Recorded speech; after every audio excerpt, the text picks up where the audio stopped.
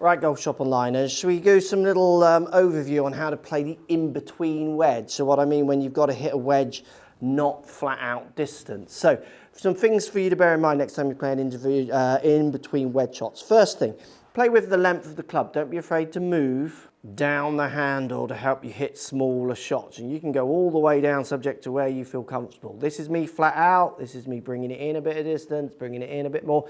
And you feel, doesn't have to be regimented how far down you come. So I'm going to just come down an inch because I want to take, say, 10 yards off this wedge. Next thing I'm going to do is play with width for stance. So my flat out wedge might be a certain width.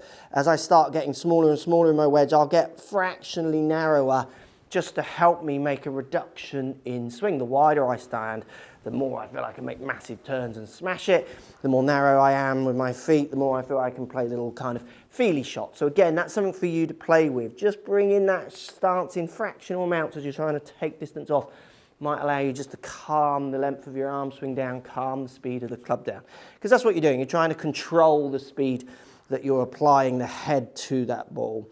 Next thing I'm going to make sure I do with an in-between wedge and a full one, but certainly in between ones, is I'm going to start with more pressure on my lead foot. I'm going to feel, you know, up to 70–80% of pressure on my lead foot. And then as I swing, I'm going to try and keep it there because I'm trying to limit the amount of pressure shifts and movements, where in a full swing, I might be feeling like I'm really moving a little bit more pressure back and forward. With a short shot, I'm going to stay very centered with the ball and try and keep that pressure just on one side to get that strike nice and crisp each time.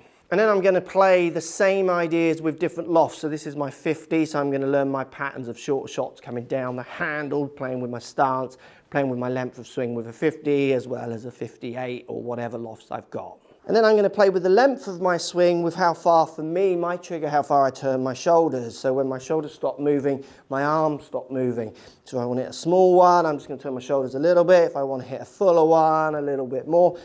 You could have clock face ideas, which is something that really resonates with students.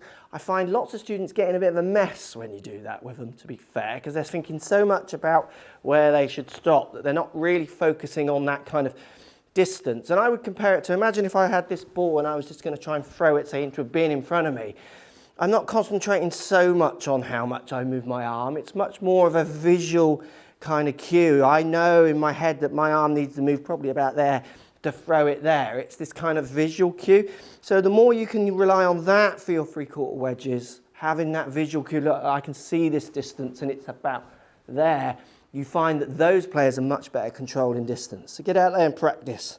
How far down you come with the club, how much pressure you keep on your lead foot, how wide or narrow your stance goes, and then how far you turn your upper body back and through to try and find your distances.